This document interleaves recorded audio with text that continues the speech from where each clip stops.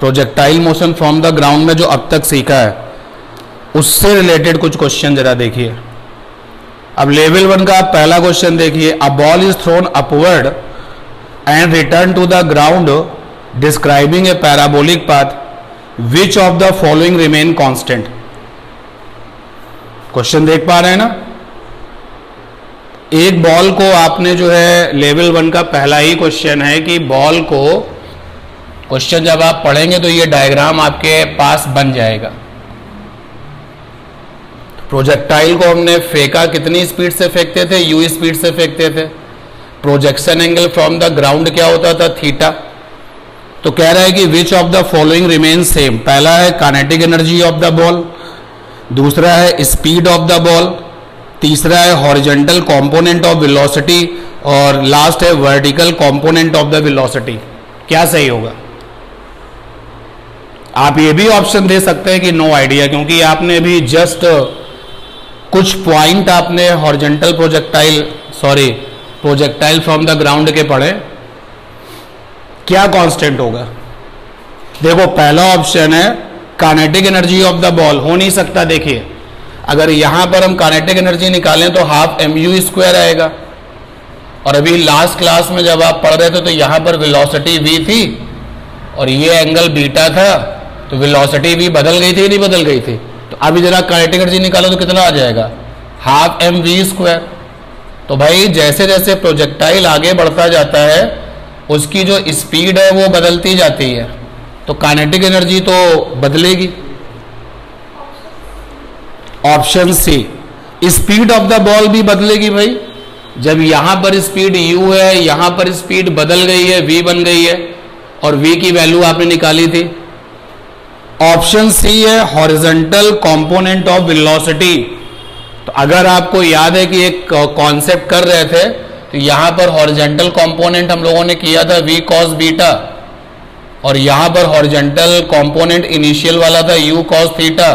तो निकल के क्या आया था, v cos beta is equal to क्या, u cos थीटा। याद आया कि हॉरिजॉन्टल कंपोनेंट ऑफ वेलोसिटी नहीं बदलता, क्योंकि इस डायरेक्शन में कहीं कोई किसी तरीके का एक्सीलरेशन नहीं है।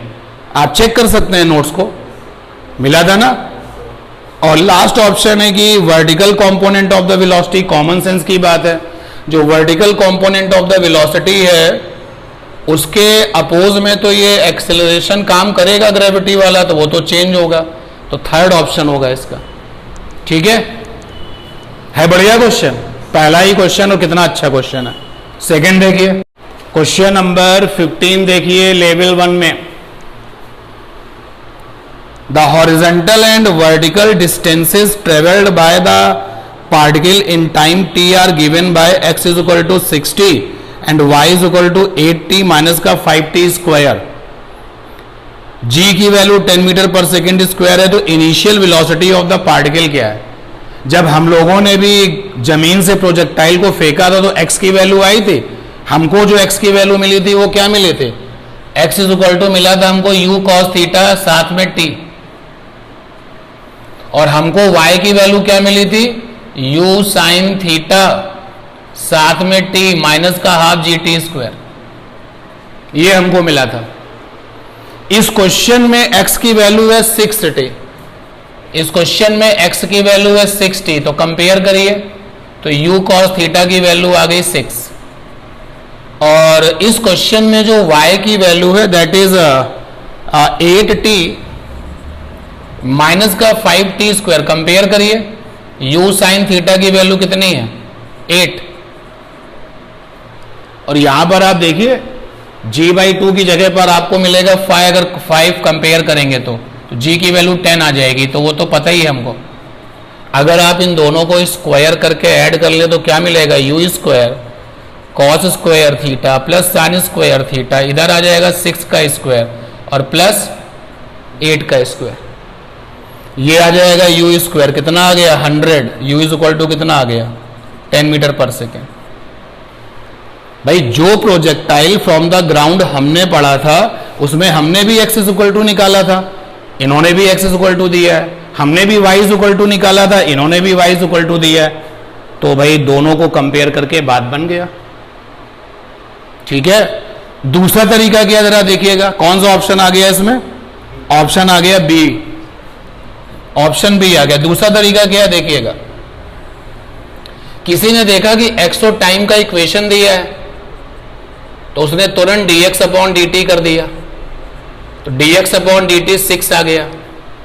तो dx अपॉन dt को क्या कहा जाए, वेलोसिटी कहा जाए अलोंग द x एक्सिस, तो ux की वैल्यू 6 आ गई, यानी वेलोसिटी का, इनिशियल वेलोसिटी का x कंपोनेंट आ गया।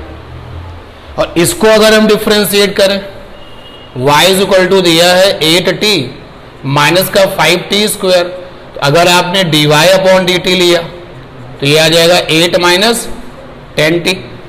लेकिन क्वेश्चन में क्या कहा है, इनिशियल वेलोसिटी चाहिए, तो इनिशियल वेलोसिटी के लिए टाइम क्या हो जाएगा, 0, क्योंकि इनिशियल की जब बात करते हैं तो टाइम 0, तो for initial t is equal to 0, तो ये आ गया dy upon dt is equal to 8, तो ये आ गया y component of initial velocity. अगर x component of initial velocity में टाइम कहीं आता तो टाइम की जगह पे क्या लेते, 0 लेते, बट आया ही नहीं, तो ये आपका x कंपोनेंट ऑफ वेलोसिटी हो गया, ये आपका y कंपोनेंट ऑफ वेलोसिटी हो गया। तो अब x कंपोनेंट ऑफ वेलोसिटी और y कंपोनेंट ऑफ वेलोसिटी आ गया, तो रिजल्टेंट वेलोसिटी क्या होगी भाई, ये आपका x कंपोनेंट ऑफ वेलोसिटी आ गया, ये आपका y कंपोनेंट ऑफ वेलोसिटी आ गया, इनके बीच में एंगल क्या हो गया 90, तो रिजल्टेंट वेलोसिटी होगी under root u square x plus u square y plus 2 ux uy, और यहां पर ux की वैल्यू है आपकी 6, uy की वैल्यू है 8, यहां पर आया 2 6 साथ में 8, और आगे होता है cos थीटा, तो यहां पर आएगा cos 90। आंसर अभी भी 10 मीटर पर सेकेंड आएगा कि नहीं आएगा, जैसे चाहे वैसे कर लें।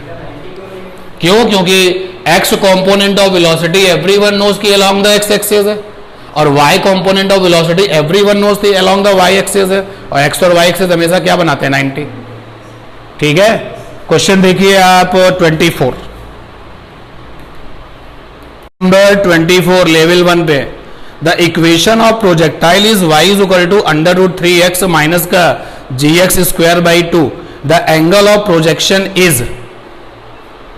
जो क्वेश्चन नंबर 24 है उसमें प्रोजेक्टाइल की इक्वेशन दे रखी है, y is equal to under root 3x minus का gx स्क्वायर बाई 2। एक प्रॉब्लम यहां पर है, इस क्वेश्चन को लेकर के एक प्रॉब्लम है, वो प्रॉब्लम ये है कि हमने तो ये सीखा है कि प्रोजेक्टाइल कितने तरीके का है, एक जमीन वाला प्रोजेक्टाइल ऑब्लिक में, एक हाइट वाला प्रोजेक्टाइल ऑब्लिक में, एक इंक्लाइंड प्लेन वाला प्रोजेक्टाइल और एक हॉरिजॉन्टल वाला। तो आप ये पूछ सकते हो सर ये कौन सा प्रोजेक्टाइल है। अगर किसी प्रोजेक्टाइल के बारे में क्वेश्चन में कुछ नहीं दिया है तो ऑलवेज भी कंसीडर कि ये कौन सा है, जमीन वाला। तो जमीन वाला प्रोजेक्टाइल है क्योंकि क्वेश्चन में कुछ कहा नहीं गया। इन्होंने ट्रेजेक्ट्री इक्वेशन ये दी है क्योंकि y और x में अगर इक्वेशन दोगे तो ट्रेजेक्ट्री इक्वेशन है, और हमारी जो स्टैंडर्ड इक्वेशन है वो क्या थी, x tan थीटा माइनस का gx स्क्वायर अपॉन में 2u square cos square theta. हमारी स्टैंडर्ड इक्वेशन ये थी जमीन वाले प्रोजेक्टाइल की। कंपेयर करो भाई, यहाँ पर x के साथ √3 है, यहाँ पे tan थीटा है, तो tan थीटा की वैल्यू क्या आ गई √3, और टेबल में √3 किसके पास है, 60 डिग्री के पास है, और थीटा को कहते थे projection angle from the ground, जो कि हमको क्या मिल गया 60 डिग्री। इस क्वेश्चन में पूछा गया कि एंगल ऑफ प्रोजेक्शन क्या होगा, तो जनरल वे में एंगल ऑफ प्रोजेक्शन कहाँ से निकाला जाता है, ग्राउंड से, तो 60 डिग्री। कौन सा ऑप्शन आया, बी, सेकेंड ऑप्शन आया भाई। ठीक है, जरा देखिए क्वेश्चन नंबर 25, इसी तरीके का क्वेश्चन है लेकिन थोड़ा सा जो उसमें पूछा गया है वो हैवी है। The equation of projectile is y is equal to 16x minus का 5x square by 4, the horizontal range is.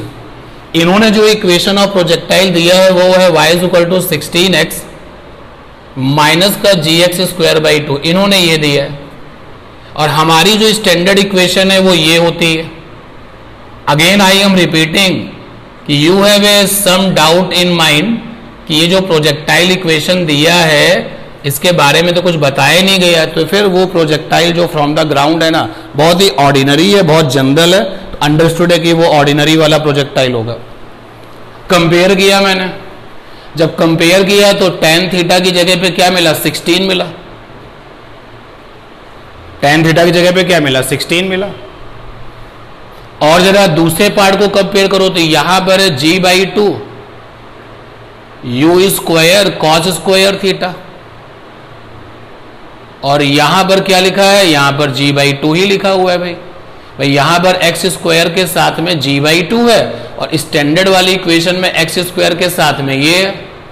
Compare करने पे रिजल्ट आ गया, g से g कैंसिल हो गया, यहां से आ गया u square cos square theta is equal to क्या, 1। दोनों तरफ का स्क्वायर रूट ले लो, तो स्क्वायर रूट अगर लेंगे तो ये आ गया u cos theta is equal to 1।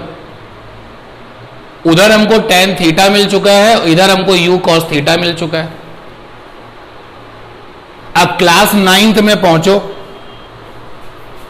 अगर एक ट्रिग्नोमेट्रिकल टर्म दिया जाता है तो बाकी सबका रिजल्ट आ जाता है ना। जैसे tan थीटा अगर हमें पता है तो हमें cos थीटा भी मिल जाएगा, sin थीटा भी मिल जाएगा। रेंज का जो फार्मूला होता है वो ये होता है u square sine 2 theta by G. Theta अगर हमें दिया होता तो सीधे रख देते तो बात बन जाती, तो इसको ऐसे लिख सकते हैं u स्क्वायर बाई जी, और यहां पर आ गया साइन थीटा, साथ में क्या आ गया कॉस थीटा, ये 2 और आएगा क्योंकि साइन 2 थीटा की वैल्यू क्या होती है, साइन 2 थीटा की वैल्यू होती है 2 साइन थीटा कॉस थीटा। तो अब देखिए रेंज निकालने के लिए हमें क्या क्या करना पड़ेगा। रेंज निकालने के लिए हमारे पास है u स्क्वायर बाई जी, और इधर हमारे पास है 2 साइन थीटा कॉस थीटा। हमें u भी चाहिए, हमको साइन थीटा भी चाहिए, हमको कॉस थीटा भी चाहिए। जी हमें पता है, क्वेश्चन में जी की वैल्यू नहीं दी जा रही है तो 10 ले लेंगे। तो चलिए tan थीटा अगर हमें पता है तो बाकी के ट्रिग्नोमेट्रिकल टर्म्स कैसे पता करेंगे। एक राइट एंगल ट्राइंगल बना लेते थे क्लास 9th लेवल पर। ये अपना थीटा हो गया, तो ये 16 हो गया और ये क्या हो गया 1। ठीक है, याद आया कि नहीं आया, ये काम आना चाहिए। तो हाइपोटेनस कितना आ जाएगा, अंडर रूट 257। भाई 16 का स्क्वायर करोगे तो कितना आएगा 256, 1 का स्क्वायर करोगे 1, 257। तो यहां पर आप देखिए हमको u cos theta is equal to 1 मिल चुका है। और कुछ कर सकते हैं, शॉर्टकट नहीं हो पाएगा, वैसे ही करना पड़ेगा। तो देखो u cos थीटा की वैल्यू है 1, u cos थीटा की वैल्यू लगाओगे तो 1/√57, 257 ये 1, तो u की वैल्यू आ गई √257। और वहां से ट्राइंगल से सारे थीटा निकलते चले जाएंगे, रखते हैं यहां पर। u की वैल्यू है √257 का स्क्वायर, g की वैल्यू ले ली 10, 2 साइन थीटा वहां से निकालोगे तो कितना आएगा 16/√257। कॉस थीटा निकालोगे तो कितना आएगा 1/√57। देखो ये कट हो जाएगा तो रिजल्ट क्या बन जाएगा 2 5 यानी 16/5 कितना आ गया 3.2 आ गया। ये थोड़ा सा हैवी क्वेश्चन था। 3.2 मीटर कौन सा ऑप्शन है इस क्वेश्चन का, सी ऑप्शन।